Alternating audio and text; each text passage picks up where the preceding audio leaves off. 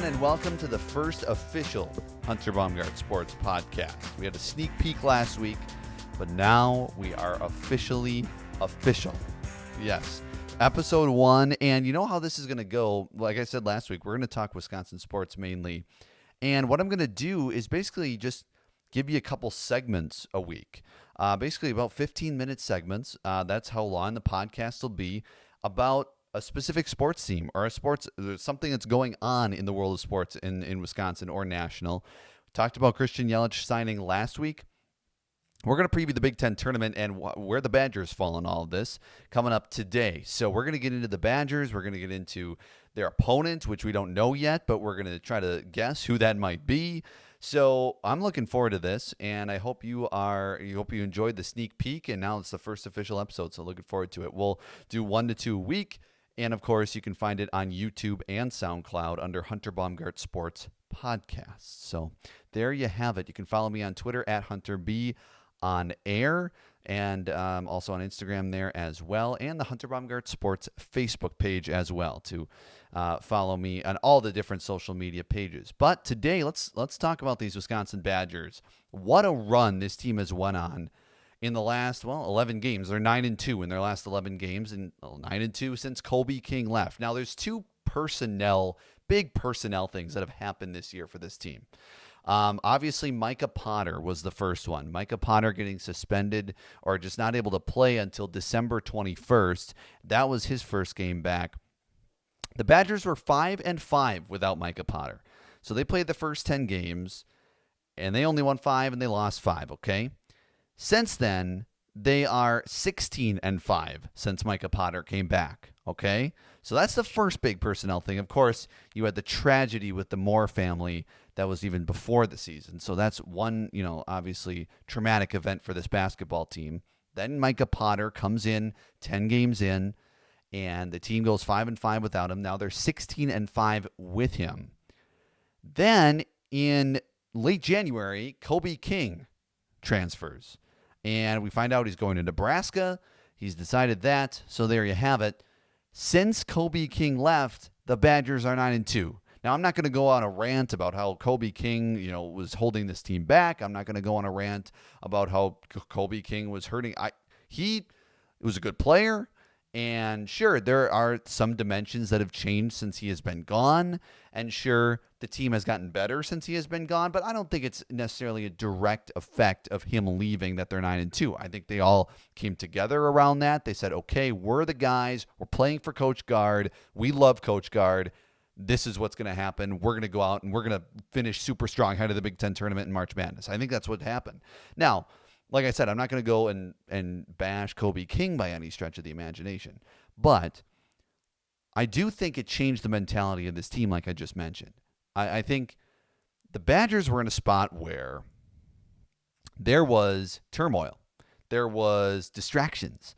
There was things going on with the team that not necessarily us as the media or us as the fans were privy to, that was maybe distracting this team throughout this season. Micah Potter's off-the-court story, of course, in the first part of the year, not being able to play those first 10 games. Then he comes back. That's a little more of a spectacle as well, okay? And then, of course, leading up to what Kobe King's transfer, it's not like he just transferred one day and that's all the Badgers players heard about. I'm sure there was rumblings. I'm sure there was, he was thinking about it. He was maybe talking to fellow players or coaches or personnel that takes care of the team that this might be a real possibility that I might transfer and that's what's going to happen. And of course, that's going to be a distraction to the players. So the fact that they're 9-2 since Kobe King left, I don't think necessarily is Kobe King on the court was holding them back, but it could have been a little bit that Kobe King off the court was holding them back. And I don't want to place too much blame on Kobe King simply because I want to give a lot of credit to the Badgers, to this team, what they've been able to do, the wins, the points that they've been able to score, okay?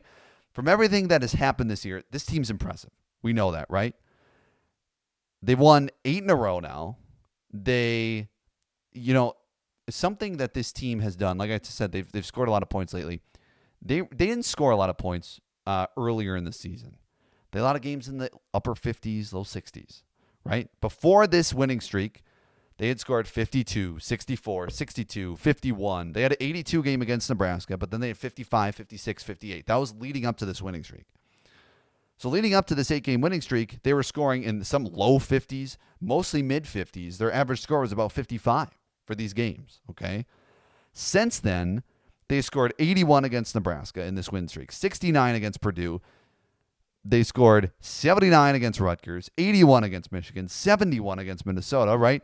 That's 4 out of those 5 are 70 or above when they were averaging about 55 before, okay? Then, of course, 63 Northwestern, 60 against Indiana was the last 2 games of the regular season, which fell back a little bit to that. But overall, for the bulk of this winning streak, this team has scored a lot more points than they were.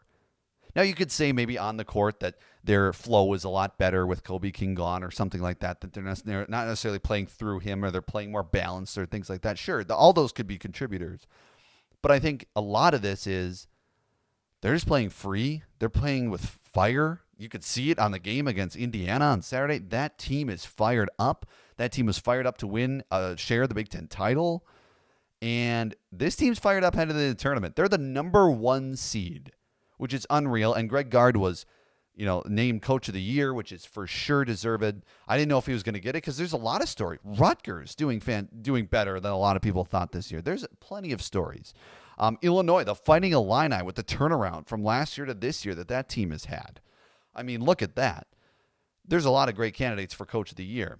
But the fact that Greg Gard was able to pull through and get that, I think that shows a lot of how much turmoil this team really went through this year and how much he really pulled through it and was able to lead this team to a Big Ten title, which is just unreal. Number 1 seed, not just a share of the Big Ten title. I mean, this team won the Big Ten because they're the number 1 seed. Down to tiebreakers, you could say, sure, the records are the same, but you get down to tiebreakers, this Badgers team is the number 1 team in the Big Ten. And I don't think a lot of people saw that, including me, coming up. Now, how does this fare coming up as we head towards the postseason, right? Because how is all of this going to transfer to the Big Ten tournament and the NCAA tournament? I think both tournaments are going to be different. Big Ten's a lot of good defensive teams in the Big Ten. Not necessarily a lot in the NCAA tournament. Of course, there's some very good. The number 1s, 2s, and 3 seeds are going to be very good at defense. That's just how it's probably going to be. But as far as those early round games, I think it's a little bit different when you look at what the styles of the teams that they're going to play in the Big Ten tournament compared to the major tournament. Now, when the offense is making shots, right, we talked about points. We talked about how many points they've scored.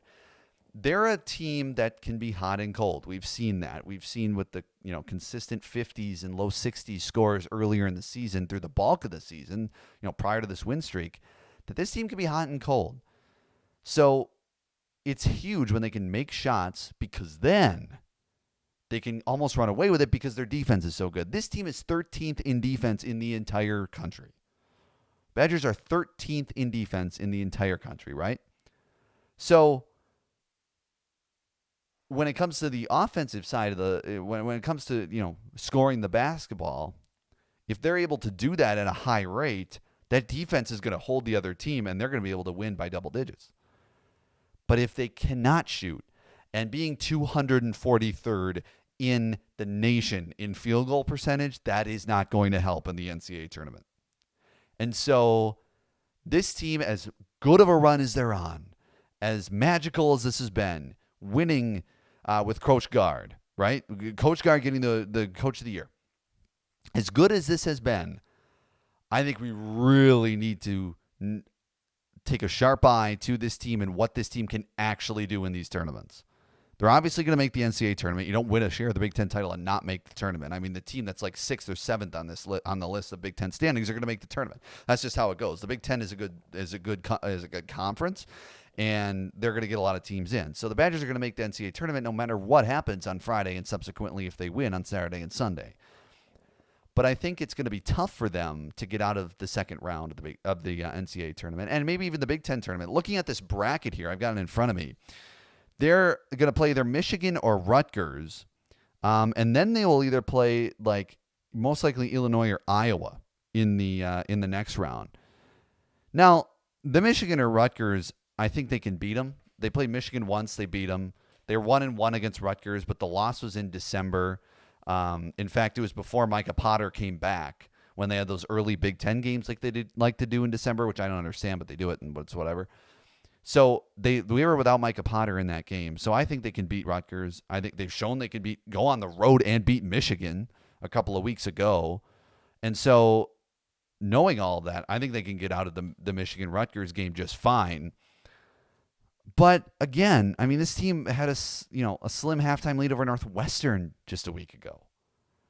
They didn't shoot that well in the first half there. Their defense was able to keep Northwestern to not many points, which helps. And that's why they're 13th in the nation in defense. But if this team isn't able to make shots consistently, as the competition gets higher, especially in that second round in the Big Ten semifinal, that they'll be in if they beat Michigan or Rutgers, and that competition continues to get better in the Big Ten title if they make it, but especially that NCAA tournament, they could play, one of those McNeese State, the random Harvard, Yale. They're not going to have an Ivy League tournament this year because of the coronavirus, but I was wondering if I was going to get through the whole podcast without saying the word coronavirus, but I did not succeed.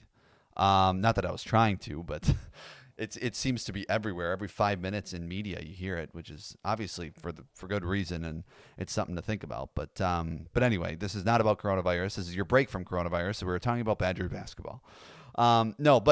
So they're going to play one of those teams, right? The Weber States of the world.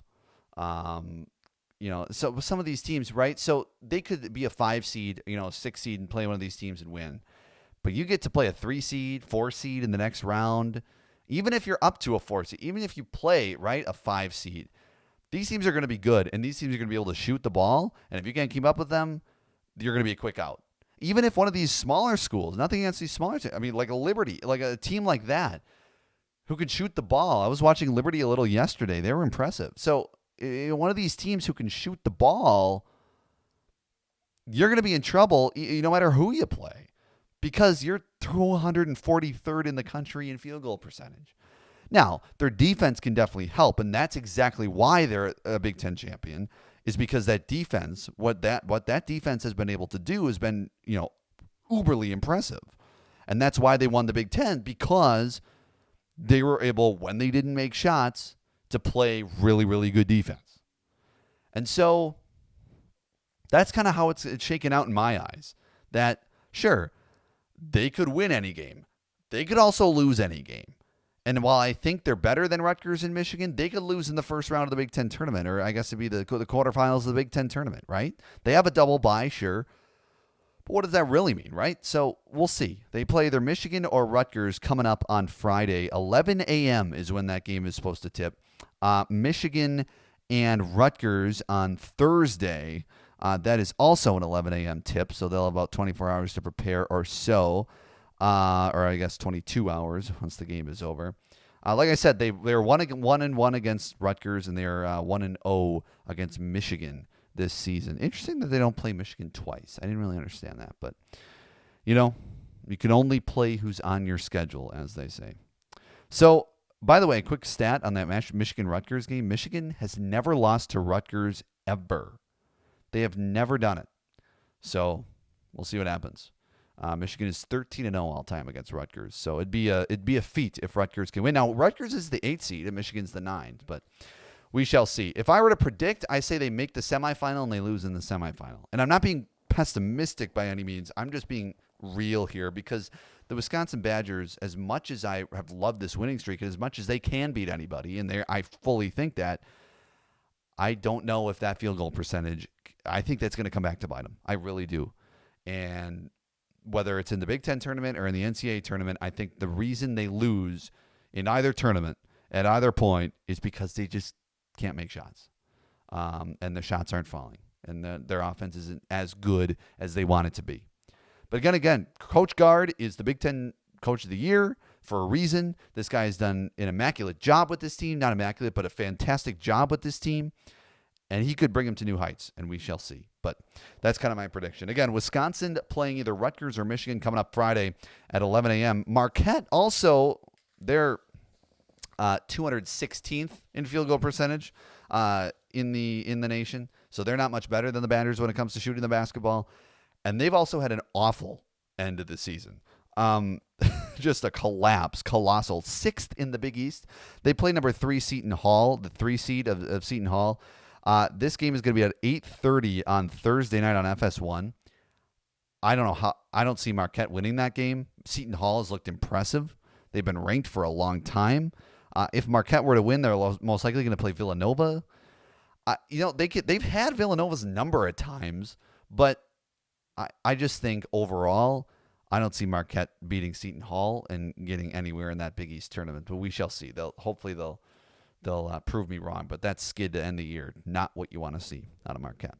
So that's kind of my prediction for the Big Ten tournament, for the Big East tournament, and coming up Selection Sunday on Sunday. We'll see what seed. 5, I would say, is the average of what we think the Badgers will get if they win the Big Ten tournament. 4, maybe even 3, but probably 4. If they lose in the first round, you're maybe looking at 6. So that's kind of where I would say. I'm not a bracketologist like those other, Joe Lenardi or whoever those folks are, Andy Katz. And great job to them because they put out some great content. But I just would caution Wisconsin Badgers fans to get too high on this team after what happened, the 9-2 run they went on, because competition is going to get stiff and it's going to come at you pretty fast. So we shall see. Thanks for listening to the first episode of the Hunter Baumgardt Sports Podcast. I truly appreciate it. Again, follow me on Twitter at HunterBOnAir. Facebook, Hunter Baumgardt Sports Facebook page. Give it a like. And, of course, this is posted both on SoundCloud under Hunter Baumgardt Sports Podcast and on YouTube. You can watch the goings-on. Not too exciting, but you can definitely watch if you feel obliged.